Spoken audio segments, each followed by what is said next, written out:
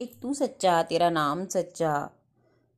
अनंत पृष्ठ 315 और 16। सतपुरुष बाबा फुलसंदे वाले कहते हैं, हे परमेश्वर, जब मनुष्य दुखों से कटे वृक्ष सा गिर पड़ता है, तब भी तू ही उसे उठाने के लिए उसके पीछे पीछे घूमता है। प्राचीन काल में भृगु ऋषि तप कर रहे थे। उनका पुत्र उनकी सेवा में था। उसका नाम शुक्र था। वर्षों तक भृगु ऋषि निर्विकल्प समाधि में लीन रहे। शुक्र को अप्सरा दिखाई दी। वो उस पर मोहित हो गया। उनके पीछे पीछे स्वर्ग में चला गया। वहां स्वर्ग के उपवनों में कल्प वृक्षों के तले अप्सरा के साथ विचरण करता था। पुण्य नष्ट होने पर लता वृक्ष पक्षी और योनियों को प्राप्त करता हुआ वह मनुष्य बना, फिर मरा, फिर तपसी बना। 10 शरीर छूट गए। फिर जन्म लेकर गंगा तट पर हिमालय की एक कंदरा में तप करने लगा। तब भृगु ऋषि की समाधि खुली। उन्होंने पुत्र को पुकारा, पर वहां उसका कंकाल पड़ा हुआ था।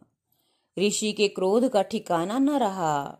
उन्होंने काल देवता का मंत्र पढ़कर आवाहन किया। नक्षत्र, सूर्य, चंद्रमा डोलने लगे। सृष्टि में उथल पुथल मच गई। भयंकर रूप धारण किए काल देवता उपस्थित हुए। बोले, हे मुनि, तुम तपसी हो, क्रोध ना करो, मोह में मत पड़ो। मैं काल देवता हूँ।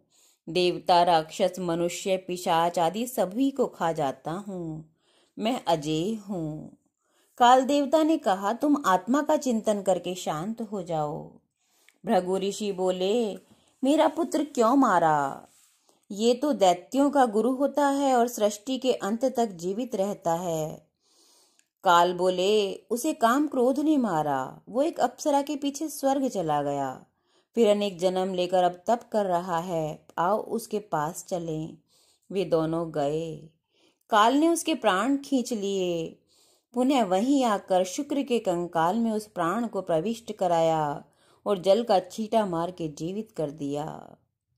सतपुरुष कहते हैं, हे पवित्र आत्मा वालों, मृत्यु रूप समुद्र से पार जाने के लिए अकाल पुरख परमेश्वर की आराधना करो और धर्म रूपी जहाज का आश्रय लो। सतगुरु का पल्ला पकड़ो। हुजूर सतपुरुष के शिष्यों में अधिकतर ऐसे देव स्वरूप थे जिन्हें अक्सर देव दर्शन होते रहते थे।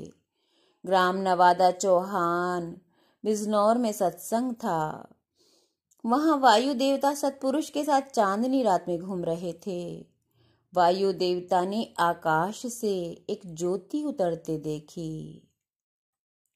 वे कुमार कार्तिकेय थे जो सतपुरुष में समा गए। मथुरा में महर्षि जी ने आराधना के वक्त दिव्य रूप में कृष्ण महाराज जी को नृत्य करते देखा। उनकी पत्नी भूतेश्वर महादेव मंदिर में शिवरात्रि पर पूजा अर्चना कर रही थी। तब पूरा शिव परिवार दिव्य रूप में उनके सन्मुख उपस्थित हुआ। मोर पर स्वामी कार्तिकेय विराजमान थे। वो सतपुरुष ही थे। वे शिव पुत्र ही सतपुरुष के रूप में जगत का दुख सहने और भटकी आत्माओं को धर्म का मार्ग दिखाने के लिए कलयुग में ग्राम फुलसंदे में प्रकट हुए थे। देवता उनके साथ आराधना करते थे। अग्नि देवता जो सतपुरुष के शिष्य थे, वे आराधना में अनेक देवताओं को, मृत्युदेव, यम, विष्णु, शिव आदि ईश्वर की ज्योतियों को सतपुरुष के इर्द गिर्द अक्सर ही देखते रहते थे। हीरा सिंह दिल्ली को सतपुरुष एक रात्रि में परलोक में देवात्माओं के बीच ले गए। एक तू सच्चा तेरा नाम सच्चा।